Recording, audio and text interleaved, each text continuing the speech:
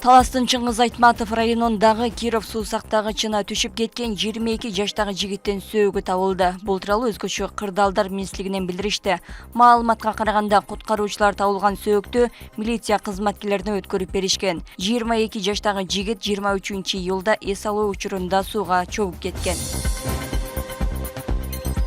Баткен облусунун Лейлик районунда чек араны бузуп кирип, койдун 700 кг этин алып чыгып бараткан Тажикстандын жараны кармалды. Бул тууралуу милициядан билдиришти. Маалыматка таянсак, 23-июлда таңкы саат 5:30 чамасында Тажикстандын Согды облусунун Ходжан шаарынын тургуну 30 жаштагы жаран өзүнүн автоунаасы менен Кыргызстандын чек арасына мыйзамсыз кирген. Ал Жаңы Жер айыл аймагынын борбордук айылынан аткезчилик менен койдун эттерин алып чыгып баратканда ыкчам кызматкерлер тарабынан кармалган.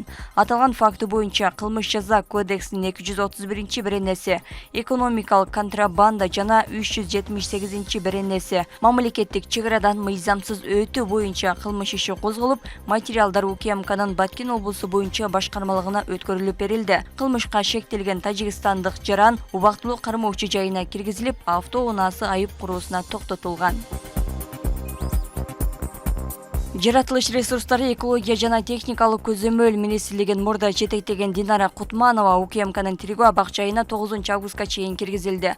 Бул тууралуу 1-май райондук сотунун чечими чыкты. Бүгүн сот бөгөт чарасын карап, УКМКнын башкы тергөө башкармалыгынын өтүнүчүн канааттандырды. Эске салсак, Кутманова кол алдындагы кызматкерлер деле эмес, өзүнүн жакындарын, уулун, сиңдисин жана үй кызматкерин, уулунун досун тартуу менен жаратылышты жана экологияны коргоо тармагы үчүн жасалма долбоорлорду каржылоого арыз бердирген деп айыпталууда.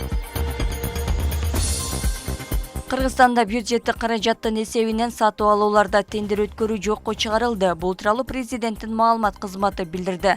Садыр Жапаров Жогорку кеңеш 29-июнда кабыл алган мамлекеттик сатып алуулар чөйрөсүндөгү мыйзам актыларына өзгөртүүлөрдү киргизүү жөнүндөгү документке кол койду.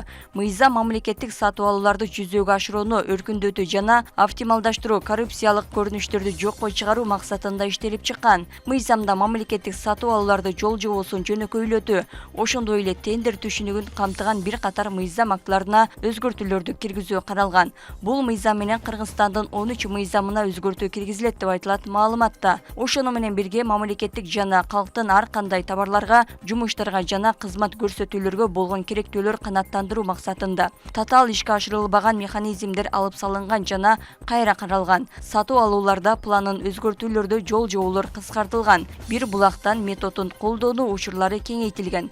Ошондой эле мамлекеттик сатып алуулар боюнча ыйгарым укуктуу мамлекеттик органга мамлекеттик сатып алуулар чөйрөсүндөгү мыйзамдарды колдонууну суроо талаптар боюнча жазуу жүзүндө түшүндүрмөлөрдү берүү функциясы каралган.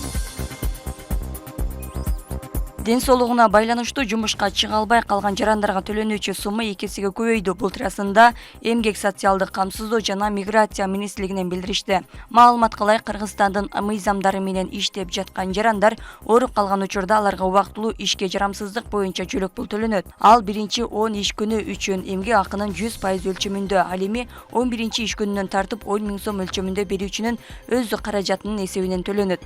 Жөлөк пулду чегерүү үчүн убактылуу эмгекке жарамсыздык баракчасы негиз болуп саналат. Аталган ведомстводон буга чейин 5 000 сомдон берилип келгендигин айтышты. Ал эми бийик тоолуу жана алыска барууга кыйын болуп жаткан шарттарда иштеген жарандарга мындай жөлөк пул эмгек акынын толук өлчөмүндө төлөнүүгө тийиш. Кыргызстан менен Түштүк Кореянын эмгек министрлери кызматташуу тууралуу меморандумга кол коюшту. Документтин максаты иш менен камсыз кылуу, кесиптик даярдоо жана эмгекти коргоо жаатындагы саясатты иштеп чыгуу. Эмгек социалдык камсыздоо жана миграция министри Кудайберген Базарбаевдин айтымында, Кореянын иштөөгө уруксат берүү системасынын алкагында кызматташтык жакшы натыйжаларды көрсөтүүдө. Жалпысынан 5 000 кыргызстандык Кореянын ишканаларында иштөөсүнө эмгек келишими түзүлгөн. Өткөн жылы 888 адам, быйылкы жылдын башынан бери 269 адам жумушка орношкон. Корея тарап квотаны көбөйтүүнү карап жатат. Ички иштер министрлиги жарандарды социалдык түйүндөрдөгү жарнактардын басымдуу бөлүгүнө ишенбөөгө чакырат. Көптөгөн адамдар чоочун экендигине карабай, айрымдардын сөзүнө дароо ишенип, шылуундардын тузагына илинип калышат. Интернеттеги шылуундар социалдык тармактарда элдин көңүлүн буруу үчүн жарнамаларды иштетишет. Мисалы, аткаминерлердин, бизнес өкүлдөрүнүн, белгилүү инсандардын сүрөттөрүн, видеолорун колдонушат деп айтылат маалыматта. Көбүнчө Telegram мессенджеринде кирешелүү делген инвестициялык долбоорлорун жарнамалап, жарандарды акча салууга көндүрүшөт. Ички иштер министрлиги шылуундар алдамчылыктын ушул эле сыяктуу схемаларын ойлоп таап жаткандыгын айтып, сак болууга үндөйт.